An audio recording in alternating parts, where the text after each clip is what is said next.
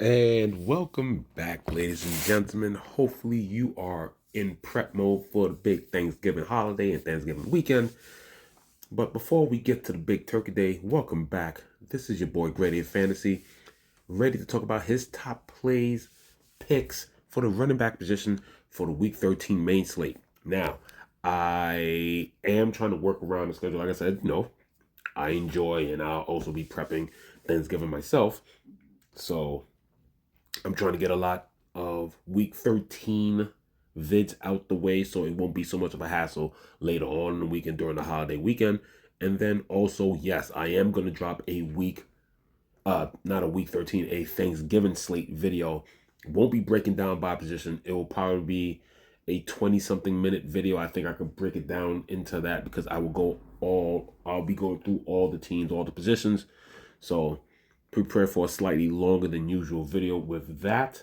I plan on doing that tomorrow because there are so many questions, especially at the wide receiver position and a little bit at running back with the injury. There's a lot of Q tags. There are a lot of Q tags. So you got to definitely see what they progress into practice reports today. And then, of course, for the teams that have to travel, for the teams who have to travel out. Now, obviously, with the Thanksgiving slate, it's more than likely you'll probably get injury news, and most of it is during the day. So you'll definitely get a lot of the Packers and the Lions news during, you could possibly get it tomorrow, definitely early in the morning because they're the first game, about 12:30 kickoff. Then you got the 4-something game. That's news that will come out later. And then, of course, the 4 o'clock game is Kansas City at Dallas. Not that many injuries to be worried about. Of course, you're just waiting for Pacheco to be cleared, but it seems like Pacheco is going to be cleared in that one. And then I don't think there's much injury news in the last one. I think a lot of the injuries are actually in the first one. Possibility of wide receivers for Green Bay coming off IR. A lot of people are rocking Q tags, so that's mainly the main one. When it comes to the night game, Higgins was already ruled out. We already know concussion protocol and everything. You are not getting back in time, especially on a short week. Especially even if you are the last game, you're not getting back in time. So Higgins is out. I don't really think there's really anything to worry about on the Ravens side at all. And then yes, just gotta wait for, I guess, the full confirmation, but I think it is confirmed that Burrow will make his debut. This is the window that they said.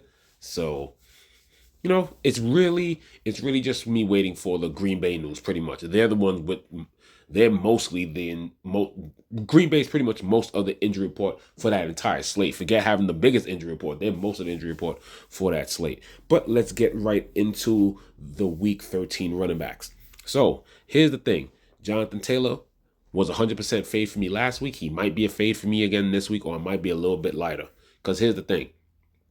Yes, we can all talk about fantasy. We can also talk about real football. Here's the narrative this year. It seems like in most cases, when somebody gets to that 10,000, except for McCaffrey one time, he didn't explode, but he did way better than what Bijan and Jonathan Taylor did. When somebody gets to that 10,000, they definitely rebound when they get dropped a couple of hundred or even under that 5-figure salary. That's what has happened. What has happened this season. But Jonathan Taylor is once again in another one of those matches where I was like, hey, respect this team's run defense or respect the defense in general. Houston is a very good defense. Very good. This isn't one of those, okay, this team is very good against the run. No, Houston is a very good defense. Very aggressive front seven from D'Amico Ryan. Stingley, one of the young, definitely on that Christian Gonzalez young and upcoming level of, shut down corner. So that's trouble for Michael Pittman. So Jonathan Taylor, I'll probably have a few pieces of him more this week, but it's still not the best matchup. And this is also one of those, don't mind that opponent ranking with 11 plays because the Houston rush defense is acting like a top 7, top 6, maybe even a top 5 opponent ranking in fantasy points. Now, when it comes to that though, favorite plays, Bijan at 95, it's the Jets defense. Why not? They will sell out against Bijan, but this is still Bijan Robinson, who has more burst than what Derrick Henry had last week. And Derrick Henry had almost a 20-point game for a good price than what he was. I think he was in the 8s with 2 touchdowns. So Bijan, definitely my favorite pay up. right next to him might not be the best matchup because I've said it myself. It's a better front seven to stop the run than stopping the pass. But James Cook, Pittsburgh, I see him and Josh Allen going at Pittsburgh, and most importantly, very underrated screen passer. He has that. What I've seen over the last couple of years, that Brees Hall kind of burst where he can take it to the house on 4 or 5 receptions. But he's another pay up that I like. But when it comes to pay ups, I really think it's a 2-man race because of the matchups and what they can do for their teams. Is Bijan is Devon A-Chain. 8,700 off the bye week, fresh, ready to go at home against, yes, a defense that I respect, and Dolphins are not a juggernaut. I will still have pieces of New Orleans defense. But coming off a bye week, extra time to, study, body is fresh, and then you're at home. It's not like you even got to travel. I love A-Chain this week. I actually like A-Chain better than, I think I slightly like A-Chain over, Bijan because he's literally the man there.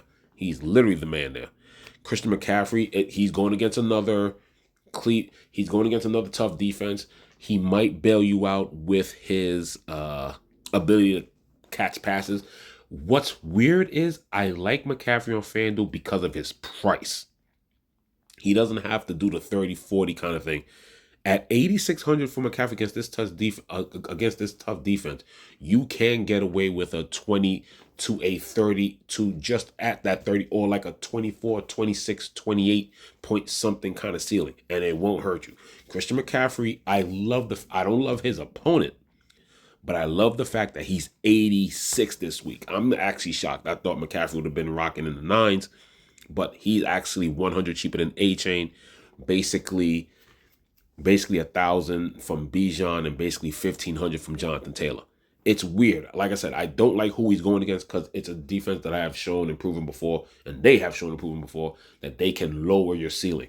But like their workload, rushing and receiving, and they're not game script sensitive, Christian McCaffrey's price just makes Christian McCaffrey the pick and player more acceptable this week. So he doesn't have a star next to his name because, like I said, that Cleveland defense is legit.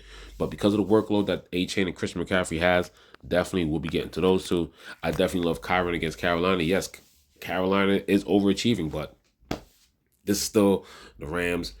I think Kyron he's due for a bounce back week. Quinshon Judkins against a banged up San Francisco. And just before I continue, I love quite a bit of this 7,000 range. I think it's very good. The 7,000 with a mixture of upper sixes. Quinshon Judkins without a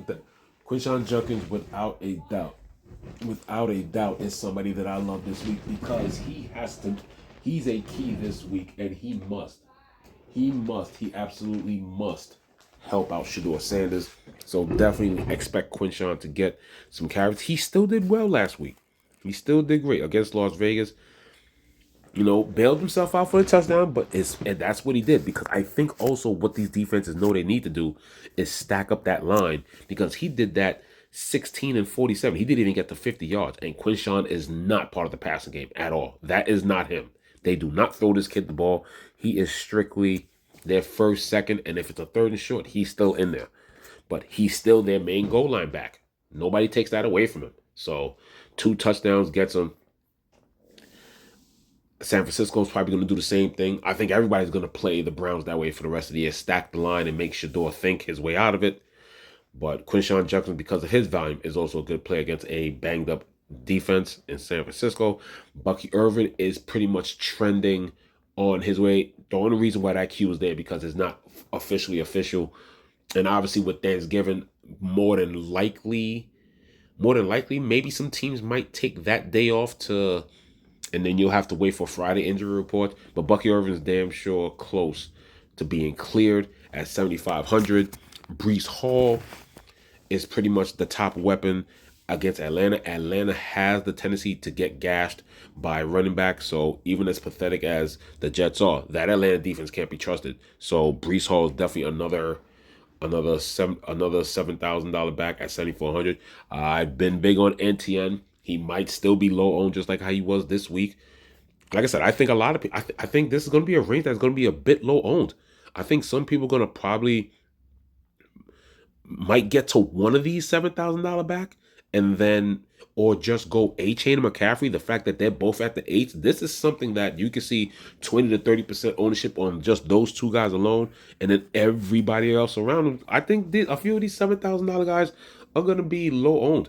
I think Travis Etienne in the $3 last week, he was 12.1% in that whole field. I love Jalen Warren, any running back against the Bills. You got to take that. Now, here's the thing about Warren last week. People probably worried about Kenneth Gainwell, but here's the thing. Gainwell did most of his damage on one run, 10 for 90. So that's the thing with Kenneth Gainwell. And it was kind of on a trick play.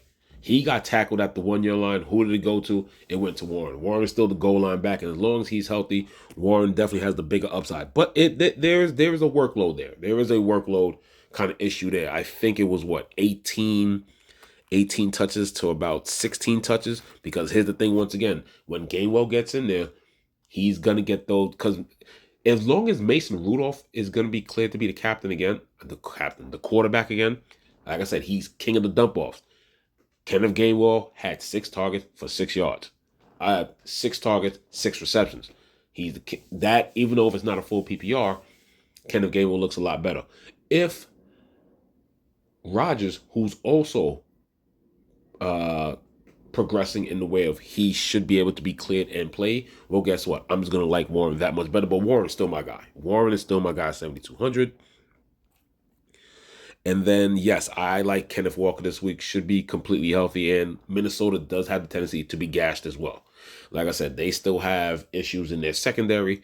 And that front seven, for some reason, this year isn't as strong as it used to be against the run like the last couple of years.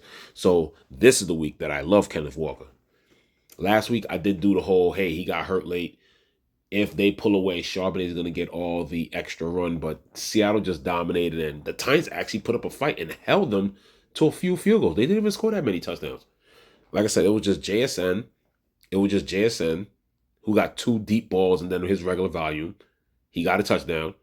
Zach Charbonnet got a touchdown. And then the rest of that was just pretty much field goals, and I forgot who else got a garbage touchdown later. But Seattle's definitely looking. And then once again, Kenneth Walker at home, I definitely like that. With, I'm willing to say this. Yes, they're not too expensive, but without a doubt, Bucky Irvin back. Obviously, Tucker is unplayable, and Rachaad White to me is too expensive for $7,000. Sean Tucker at 68, he's not getting that run. He will be unplayable. Kamani Vidal and Omarion Hampton. The reason why they're together, because this is the week that Omarion Hampton is supposed to be cleared from his ankle injury. Now, so far in the Monday practice, he was working by himself on the side. So we will see how that goes. But this is basically his first set of action in basically 5 weeks. So we'll have to see. Maybe Harbaugh might be excited to play the rookie and get him back in. But I still like Kamani Vidal to get most of the run. If Omarion Hampton does come back and is cleared, I like him to get worked in. But I think Kamani Vidal's, I think it could be something that could get drained into a 60-40 kind of thing and just get Omarion Hampton set and ready to probably continue the workload or finish off December or the last 4 or 5 weeks of the season as the top rookie going forward. And then the funny thing is, when it comes to running back value, there really isn't. There are some options you can go. So from here on out, these are all the options that I like. I just have to mention because these are people who either get action or they're backups that get some work. Like I said, I already mentioned Kenneth Gainwell earlier. Zach Charbonnet, you got Woody Marks against Indianapolis. That's not the worst matchup. So a bit of value there at 64. And then as you get down here, as long as he's healthy, Zonovan Knight seems to be the main goal line back for Arizona. But the most attractive thing about Arizona, Tampa Bay has been getting gashed a bit more. But this is still not the talent of James Conner. You still got Zonovan Knight going against somewhat of a decent still front 4 and front 7. But, available there because he's the one getting the goal line looks. It will be interesting because if Kamara's out, I will look at probably the best value on the slate in Devin Neal. Miami's not the best at tackling. That front 7 is a bit suspect, so Devin Neal is an option, and at 5,900. And then after that, You got the typical, Tyler Algier at 58 who probably still goal line touches. And there's really nothing here, y'all. There's really nothing here. I'll mention Tony Pollard.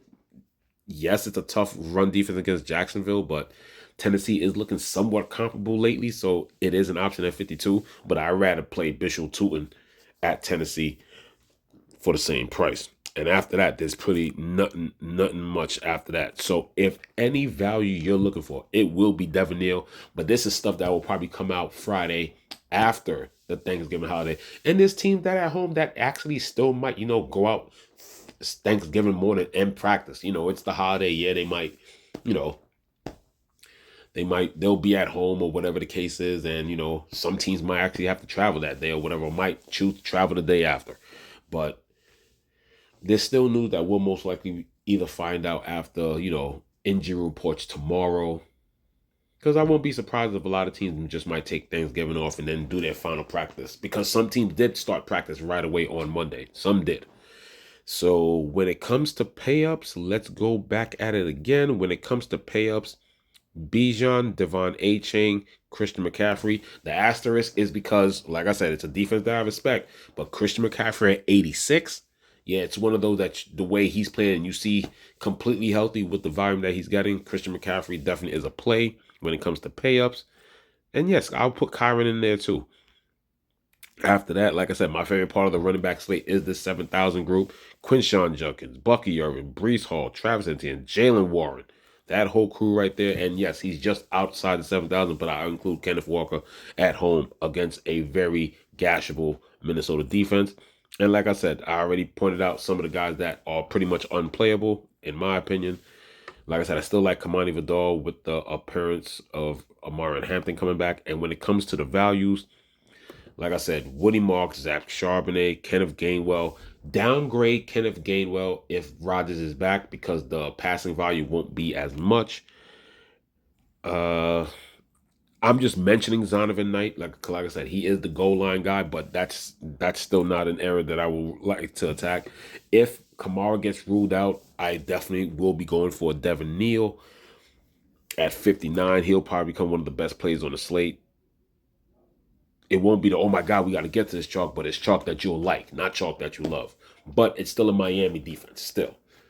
And if you could get an aggressive young kid or whatever who can help out Tyler Shuck and not have Shuck do what he's been doing the last couple, and he's been playing decently for what he's been doing, helping the offense get down, the field, trying to hit big plays. But the way the Saints are, and you're trying to see what you need, I don't think Tyler Shuck in the last couple of weeks basically throwing 80 passes. 1 week, I think 1 week was 45 and the other week was 37, maybe 32. I might be off. But in 2 weeks, the man has attempted 80 passes because the running game is non-existent. Plus, Kamara was hurt last week. Devin Neal is definitely somebody that you'll like. And then, like I said, you got your Tyler Algiers. And that's pretty much it. Like I said, I did mention Pollard and Tootin, but that's about it. But yeah, when it comes to deals, when it comes to budget, yeah, without a doubt, it's Devin Neal and that low 6 range of Mark, Charbonnet, and Gainwell. That's pretty much it. But yeah, pretty much besides value, besides the few potential values that's there, I really like everything on FanDuel from 69 and up. So thank you for tuning in. This is your boy Grade Fantasy. Like I said, I will be doing a video for the Thanksgiving slate. That will be all together, all teams, all positions. Still getting my notes on that. And like I said, there's a lot of injury news to wait on that. And then we'll just continue the week as usual with the wide receivers and a tight end and defensive video. And that's how we go. Glad I got the quarterback and running backs out the way. Please look for that video. I did that video last night. Thank you for tuning in. Please like and subscribe. Forward the video. This is your boy Grade A Fantasy signing off.